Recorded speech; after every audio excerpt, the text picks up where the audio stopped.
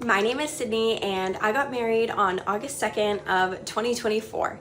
I would say my biggest struggles and what I felt the most overwhelmed about leading up to the wedding was honestly the timeline and just trying to figure out when to get everything done. I work a full-time job and planning a wedding is also a full-time job. So it was really stressful to kind of figure out and plan what needed to be done and when to make sure that everything was ready to go for our wedding day. WedEverything is super helpful because not only do they give you tips and advice on the budget, but they really break it down for you. And I kind of wish we had something like that when we were starting out, because we did a pretty good job at it, but we also went a little over budget. And I think knowing exactly what you're gonna spend from the beginning, whether it's like the venue, and then they talk about catering, they talk about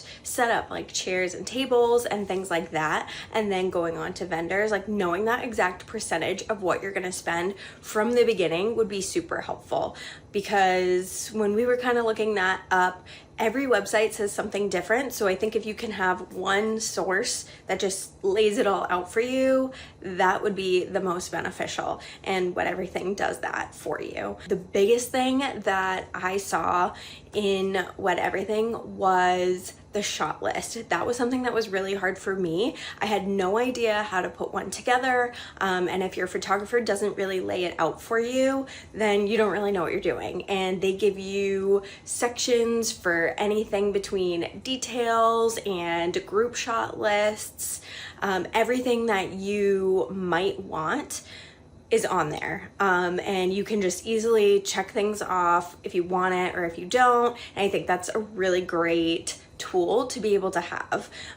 Also, I think that the way they have the sources laid out in like a syllabus kind of way, it tells you, for example, like 12 months out from your wedding, what you need to do, and it breaks it down by each month as you get closer and closer. So, and it's goes by like a couple of months, so like 8 to 12, and then 6 to 8, and so on and so forth. And then when you get down to like 4, it goes 4, 3, 2, 1, and that would have been super helpful for us to have. We had a very basic one from our venue, and this one is just way more detailed, and I think it would have been really awesome to use in order to figure out not only like when you're sending invitations, but also when you need to make your seating chart, when you want to have everything done and ready to go, so that you're not waiting until the last minute. We kind of waited to the last minute to do a bunch of things like writing our vows, and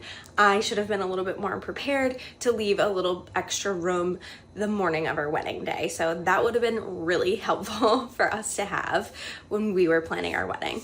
I would 100% recommend WedEverything for everyone, whether you have a wedding planner and you just want to be able to keep track on your own and make sure that you can bring up stuff too that is helpful for your wedding planner. Or if you're trying to budget and you don't have the funds to hire someone to plan your wedding, this is a great tool and resource so that you can stay on track and get everything done that you need, and even eliminate things that you don't need or that don't apply to you while you're planning your wedding.